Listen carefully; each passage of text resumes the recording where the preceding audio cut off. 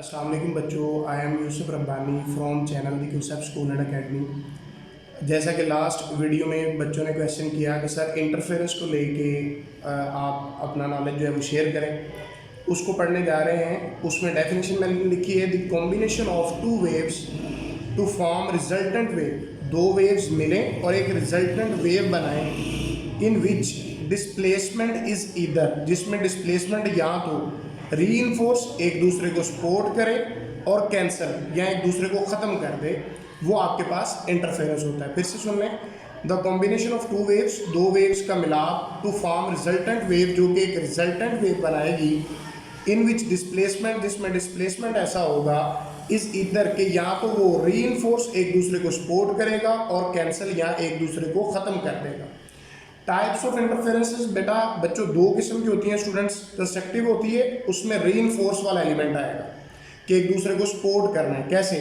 एक वेव मैंने ये ले ली, फर्स्ट वन, सेकंड वन मैंने ये आपके पास वेव ली हुई है। यार अगर आप देखें तो जो रिजल्टेंट है, रिजल्टेंट इन दोनों को मिलने से बन रही और वो एक दूसरे को सपोर्ट कर रही हैं, ये आपके पास कंस्ट्रक्टिव इंटरफेरेंस होता है। इसी तरह दूसरी कंडीशन है डिस्ट्रक्टिव की, उसमें कैंसिल वाली ऑप्शन आएगी और उसमें मैंने फर्स्ट वेव यूं ली, सेकंड मैंने यूं ली और मुझे रिजल्टेंट में जीरो डिस्प्लेसमेंट मिला है, मतलब कि कुछ भी नहीं मिला। मजीद आगे चलते हैं। मैंने लिखा है बेसिक थिंग्स अबाउट वेव, कि वेव के बारे में आपको बुनियादी चीज़ों का पता होना चाहिए। वो क्या? ये जो मैंने एक वेव बनाई है, ये आपके पास कंप्लीट वेव है।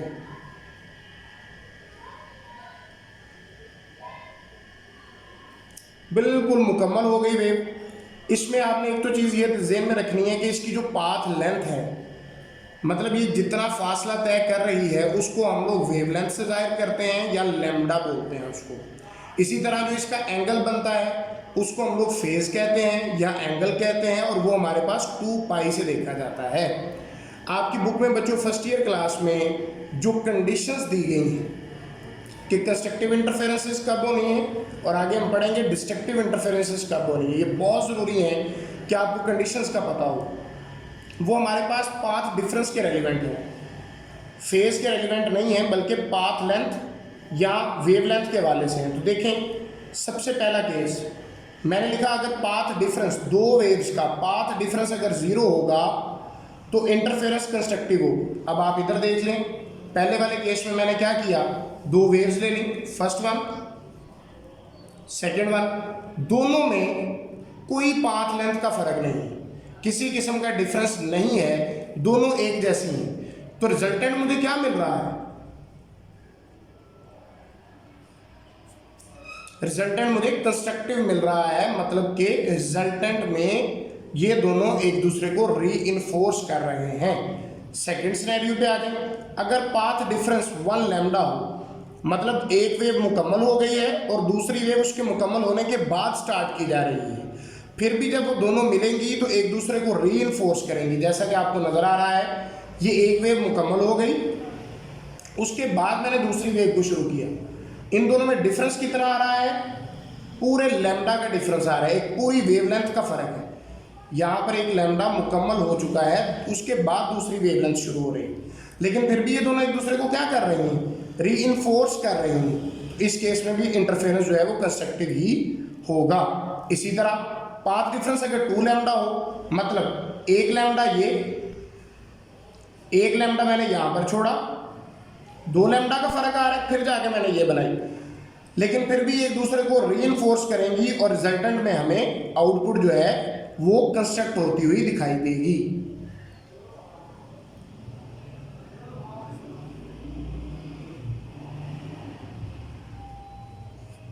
फार्मूला पे आए बेटा जी। फार्मूला में आप देखेंगे पाथ डिफरेंस आपने कौन कौन सी निकाली। पहली हमने 0 लैम्डा निकाली, मैंने वो लिख दी। फिर आपने 1 लैम्डा निकाली, फर्क 1 लैम्डा का दिखा दिया। फिर आपने 2 लैम्डा, इसी तरह हम 3 लैम्डा पे चले जाएंगे। तो अगर path difference 0 lambda, 1 lambda, 2 lambda, 3 lambda की फॉर्म में होता है, तो आपके पास हमारे पास एक फार्मूला बनता है कि path difference is equal to m lambda. m क्या है इसमें? m की वैल्यू 0 हो सकती है, 0 पुट कर दें तो 0 लैम्डा बन जाएगा, 1 हो सकती है, 1 पुट कर दें तो 1 लैम्डा बन जाएगा, 2 हो सकती है, 2 पुट कर दें तो 2 लैम्डा, 3 हो सकती है, 3 पुट कर दें तो 3 लैम्डा। इसी तरह से आपका सिनेरियो जो है वो चलता जाएगा। तो अगर तो बच्चों पाथ डिफरेंस m लैम्डा के बराबर आ जाए तो वो आपके पास कंस्ट्रक्टिव इंटरफेरेंस होता है। आगे चलते हैं। हमारे पास कंडीशंस फॉर डिस्ट्रक्टिव इंटरफेरेंसेस कौन कौन सी हैं। फर्स्ट पे मैंने बताया कि अगर पाथ डिफरेंस लैम्डा बाई 2 हो, देखें जैसे यहां पर आपको नजर आ रहा है, एक वेव 0 से स्टार्ट हो रही है जबकि दूसरी वेव अपना लैम्डा बाई 2 कवर करने के बाद शुरू हो रही। तो इन दोनों में जो पाथ डिफरेंस जब आप निकालेंगे तो वो लैम्डा बाई 2 का पाथ डिफरेंस ही आएगा। लेकिन अगर आप गौर से देखें तो रिजल्टेंट में मुझे कुछ भी नहीं मिल रहा।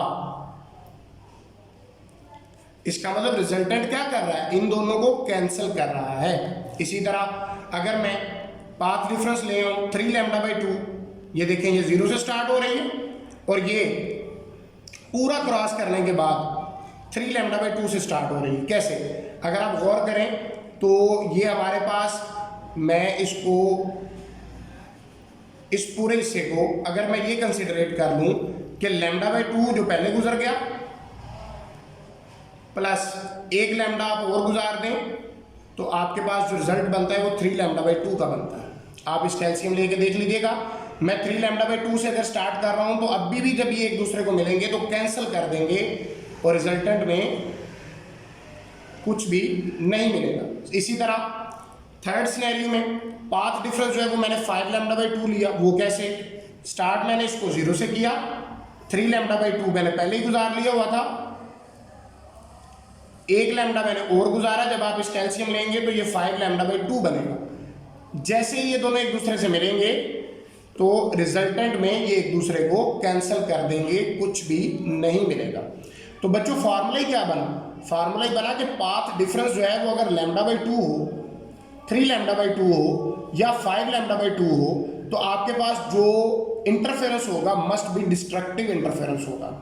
इसका फार्मूला ही path difference is equal to m plus 1/2 lambda, जबकि m क्या है 0 1 2 3।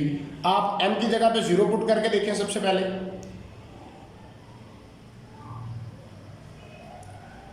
0 plus 1/2 into lambda, 1/2 into lambda तो लैम्डा बाई 2, तो वही चीज बन गई जो हमारे पास यहां पर थी। फिर अब आप इसमें m की जगह पे 1 पुट करके देखें